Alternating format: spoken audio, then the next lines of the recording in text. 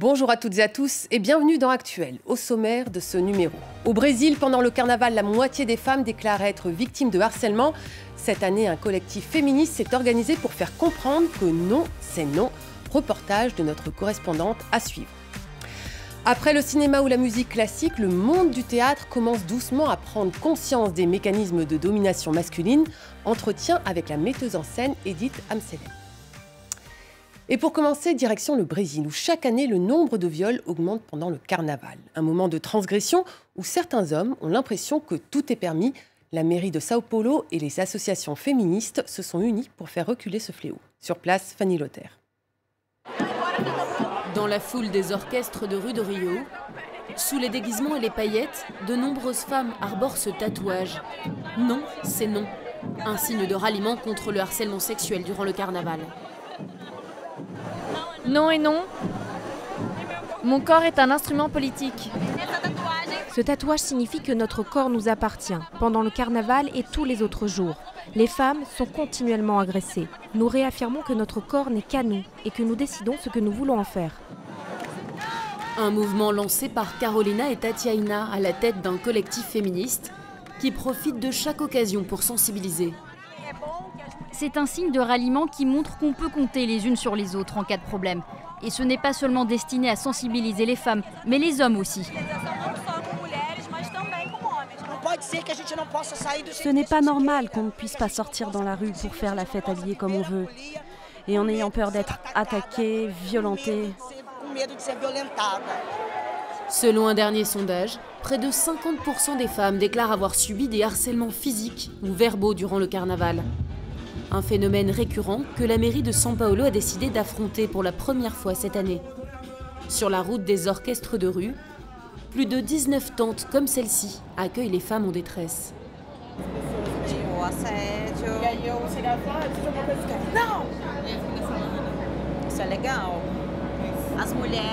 On s'est rendu compte que c'était important de monter ces tentes où les femmes en situation de vulnérabilité peuvent recevoir toute l'aide dont elles ont besoin.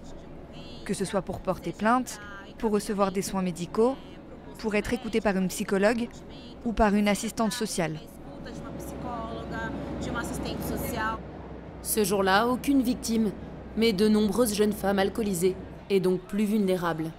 L'opération est un succès. Une dizaine de grandes villes brésiliennes ont promis de copier le modèle, mais seulement à partir de l'an prochain. Le consentement, les inégalités de genre, l'affirmation du plaisir féminin sont autant de thèmes qui arrivent peu à peu sur scène. Notre invitée aujourd'hui est une femme de théâtre qui démonte et dénonce les mécanismes de domination masculine. Edith Amselem, bonjour. Bonjour. Merci beaucoup d'être avec nous. Alors, vous revisitez des œuvres classiques et vous les mettez en scène dans des lieux un peu particuliers, comme par exemple J'ai peur quand la nuit sombre, inspiré du Petit Chaperon rouge, qui donne la voix aux trois personnages féminins principaux de ce conte classique, la fille, mais aussi la mère et la grand-mère. Et ça se passe dans un parc. On regarde un court extrait. La petite fille arriva, frappa à la porte. Pousse la porte, dit le bzou. Elle est barrée avec une paille mouillée. Bonjour ma grand, je vous apporte une poigne toute chaude et une bouteille de lait. Déshabille-toi mon enfant, dit le bzou. Et viens te coucher vers moi. Faut-il mettre mon tablier? Jette-le au feu, mon enfant. Tu n'en as plus besoin. Alors j'ai beaucoup aimé cette pièce, je dois le dire. Les spectateurs peuvent circuler d'un personnage à l'autre. Il y a un dispositif scénographique très intéressant. Qu'est-ce qui vous a donné envie de revoir ce conte pour enfants, en fait? La découverte des contes de la tradition orale. C'est-à-dire que tout le monde connaît le Chaperon rouge de Perrault et de Grimm, un conte moralisateur qui empêche les jeunes filles de se promener librement et qui les avertit de la rencontre probable avec le loup. Or, dans les versions de la tradition orale que j'ai découvertes, le conte enseigne aux jeunes filles l'audace et la liberté. Et au lieu de leur faire la morale, il leur confie un sésame qui pourrait être ne te soumets pas à la loi indiscutable de la sauvagerie masculine. Et j'ai eu envie de transmettre ce message-là en me disant que si on avait toutes été éduquées en nous disant de ne pas nous soumettre, si on se défendait, peut-être que on n'en serait pas où on en est aujourd'hui. Donc j'ai eu envie de le donner à entendre et d'imaginer qu'on puisse être éduqué, bercé par des contes émancipateurs. Émancipateur. Il faut rappeler quand même que aussi la figure du loup est en fait la figure du prédateur sexuel finalement. Oui. C'est la figure de l'homme qui fait peur et on nous éduque en nous disant que l'homme fait peur, qu'il faut s'en méfier, mais par contre, il faut se soumettre. Alors, dans plusieurs milieux culturels, la parole des femmes s'est libérée. Beaucoup ont dénoncé ceux qui les ont agressées dans leurs métiers respectifs. Je pense notamment au cinéma. On a vu l'inculpation du producteur américain Harvey Weinstein. Dans la musique classique, on voit que le ténor Placido Domingo voit peu à peu ses concerts annulés. Qu'en est-il du théâtre ? J'ai pas l'impression que la parole se libère au théâtre. Il y a des petites affaires par-ci, par-là que j'ai pas tellement envie de commenter, que je connais pas, je maîtrise pas. Donc il y a rien de flamboyant à annoncer. La parole ne se libère pas parce qu'il n'y a rien à dire ou parce qu'il y a une omerta ? Parce qu'il y a une omerta, évidemment qu'il y a à dire comme partout. Enfin, je veux dire, que ce soit au théâtre, au cinéma, dans les milieux médicaux, dans le sport, partout, c'est partout pareil. Alors, s'il n'y a pas eu encore d'effet MeToo au théâtre, en revanche, les violences sexistes et sexuelles commencent à être abordées et dénoncées directement sur scène. Exemple avec cet atelier de la Maison des Femmes à Saint-Denis, sur les planches des apprenties comédiennes victimes d'abus sexuels et des actrices professionnelles qui ont réinterprété l'œuvre d'Ovide, Les Métamorphoses. C'est un reportage de Félicie Godilla. Regardez. Plaisir. Dernier conseil avant de monter sur scène. Vous prenez plus de plaisir et vous êtes un peu plus fofolle et vous êtes un peu plus punk et c'est cool. Et on essayait et puis ça... Le plaisir est une notion qu'Adassa a longtemps mise de côté. Cette apprentie comédienne de 38 ans a été victime de violences. Le théâtre est devenu son exutoire. Dans les séances, quand on jouait, je sentais vraiment une chaleur qui sortait dans moi, comme si je me vengeais vraiment. Nous sommes des femmes fortes.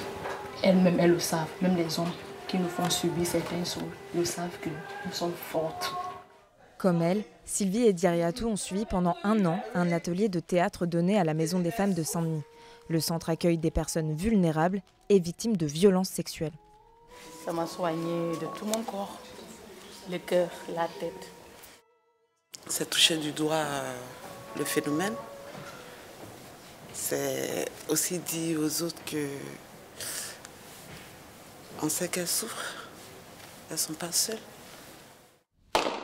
À travers les mythes, la portée de la pièce se veut universelle. Pour Luca Giacomoni, il ne s'agit pas de mettre en scène les traumatismes des 3 comédiennes. Je ne connais pas leur vie privée, il n'a jamais été question de leur biographie dans leurs répétitions, mais je sais que certaines histoires font écho à des choses qu'elles ont vécues dans leur vie. Et avoir avec moi, à côté de nous, sur le plateau, des personnes qui ont vécu certaines choses, c'est vraiment un rappel sur la responsabilité de l'acte théâtral, donc très précieux. Une pièce qui permet de rappeler avec justesse l'aspect multiforme des violences sexistes et sexuelles. Et peut-être de se reconstruire.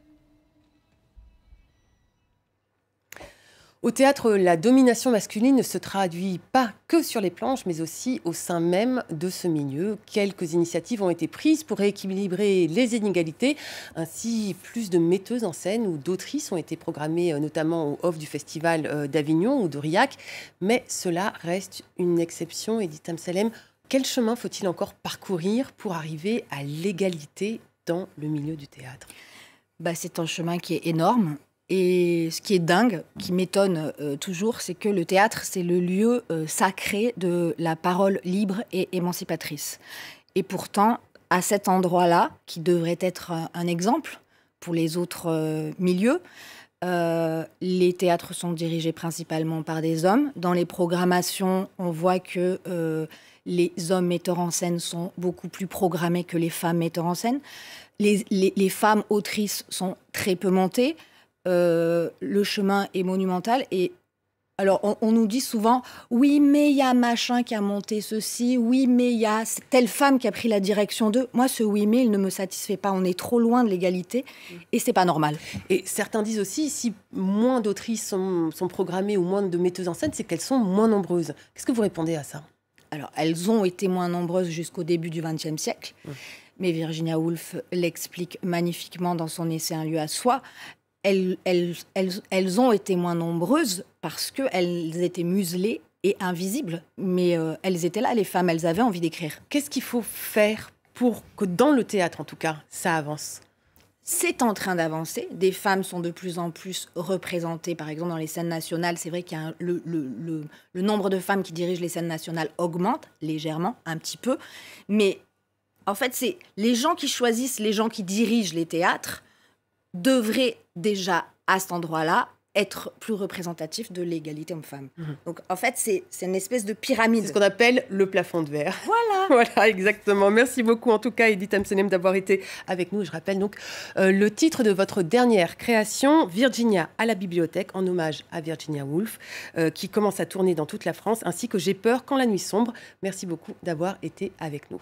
Voilà, c'est la fin de cette émission. Merci à toutes et à tous d'avoir été avec nous aussi. Je vous invite à réagir sur nos réseaux sociaux. Et en guise de revoir, voici un extrait du clip de Assa Sail Slay, rappeuse saoudienne, dans lequel elle rend hommage aux habitantes de la Mecque, une vidéo qui n'a pas plu aux autorités de son pays et qui la menace d'arrestation.